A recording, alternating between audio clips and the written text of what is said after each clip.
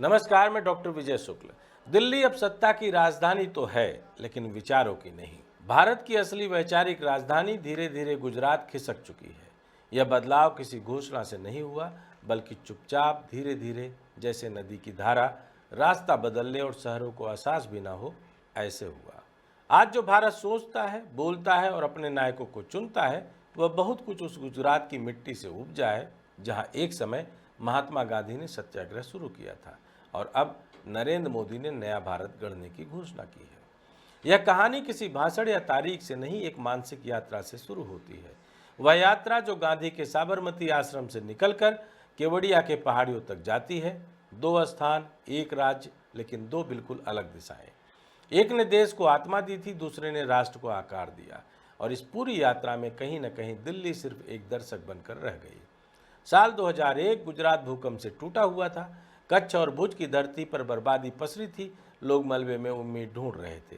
उसी वक्त भारतीय जनता पार्टी ने नरेंद्र मोदी को राज्य का मुख्यमंत्री बना दिया। एक ऐसा चेहरा जो अब तक संघ और संगठन की परछाई में था, लेकिन जनता के लिए नया था। मोदी के पास उस वक्त कोई बड़ा जनाधार नहीं था, पर एक बड़ी भूख थी कुछ बदलने की। उन्होंने शुरुआत में इसे विकास का नाम दिया, लेकिन यह विकास सिर्फ सड़कों और बिजली का नहीं था, यह सत्ता के चेहरे का पुनर्निर्माण था। मोदी ने एक नया नारा दिया, गुजरात मॉडल। यह नारा पहले आर्थिक लगा, फिर प्रशासनिक और धीरे धीरे वैचारिक बन गया। इसमें केवल शासन की कुशलता नहीं, एक सांस्कृतिक आत्मविश्वास भी शामिल था। वह आत्मविश्वास जो कहता था कि दिल्ली अब निर्णय नहीं करेगी, हम खुद तय करेंगे कि देश को कैसी दिशा चाहिए। यही वह बीज था जिससे आगे चलकर वैचारिक राजधानी का पेड़ होगा। फिर आया 2002, गुजरात का सबसे संवेदनशील और भयावह साल। दंगों की आग में राज्य झुलसक, सैकड़ों जाने गई और पूरा देश सवालों में घिर गया। उस समय एक बड़ा वर्ग उम्मीद कर रहा था कि मोदी की राजनीति खत्म हो जाएगी, लेकिन हुआ उल्टा। उन्होंने उस संकट को अपनी राजनीति की ऊर्जा में बदल दिया। उन्होंने यह समझ लिया कि भारत में भावनाएं नीतियों से ज़्यादा ताकतवर होती हैं, और तभी से उन्होंने जनता को सिर्फ लाभार्थी नहीं, बल्कि सहभागी बना दिया, अपने विचार अभियान का हिस्सा। गुजरात में उस दौर के बाद एक नई पहचान बनी, हम बनाम वे। यह विभाजन सिर्फ धार्मिक नहीं था, वैचारिक भी था। और यही वह बिंदु था जहां मोदी ने गांधी से दूरी बनानी शुरू की। गांधी संवाद की भाषा बोलते थे, मोदी प्रदर्शन की।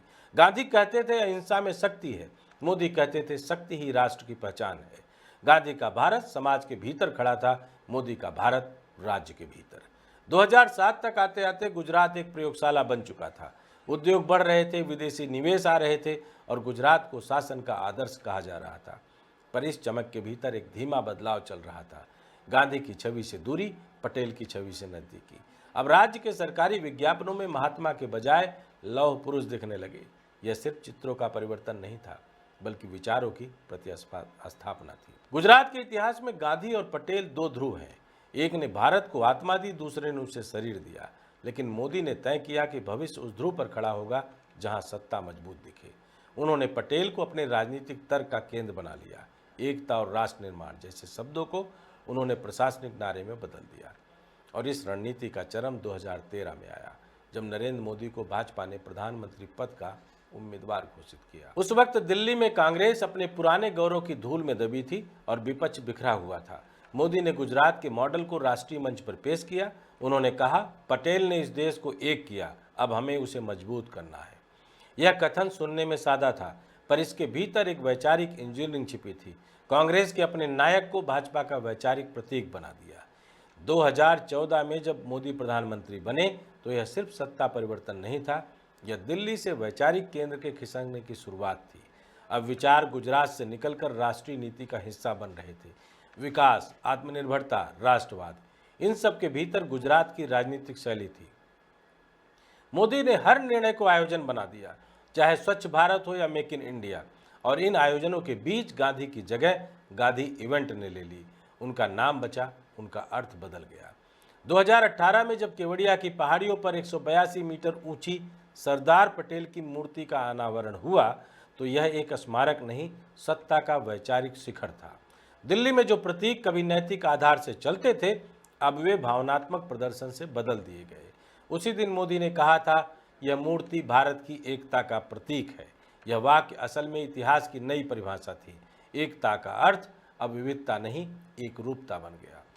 मोदी ने पटेल को अपनाया और गांधी को मौन कर दिया। गांधी संवाद में यकीन रखते थे, मोदी नतीजों में। गांधी ने सत्याग्रह की ताकत दिखाई, मोदी ने प्रशासनिक शक्ति की।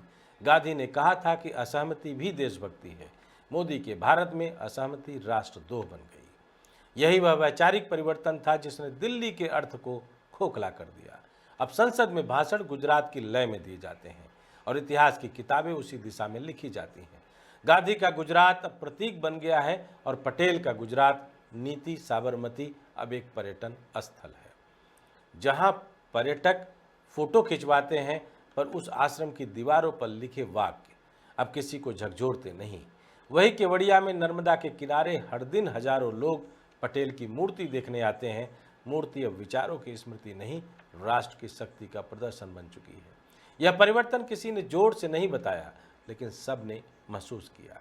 राजनीति में प्रतीक बदलने का अर्थ है सत्ता के अर्थ को बदलना। मोदी ने यह खेल बखूबी खेला। उन्होंने पटेल को कांग्रेस से छीन लिया और गांधी को संघ की व्याख्या में रख दिया। अब गांधी को संघ भी स्वच्छता और ग्रामोदय के संदर्भ में याद करता है, पर उनके विचारों पर चर्चा नहीं करता। सत्ता ने विचार को नारा बना दिया। आज जब दिल्ली में 26 जनवरी की परेड होती है तो राष्ट्रगान वही है, पर उसका अर्थ बदल गया है। संविधान वही है, पर उसकी व्याख्या का केंद्र अब गुजरात है। गांधी की राजधानी में अब गांधी का विचार नहीं, मोदी का अनुशासन है। दिल्ली अब प्रशासन का शहर है, विचारों का नहीं। मोदी ने वह कर दिखाया जो गांधी नहीं कर पाए, एक रूपता का भारत। गांधी ने देश को विविधता में एकता दी थी, मोदी ने उसे एक विचार में बांध दिया। गांधी ने कहा था कि भारत का भविष्य उसकी आत्मा में है। मोदी कहते हैं भारत का भविष्य उसके संकल्प में है।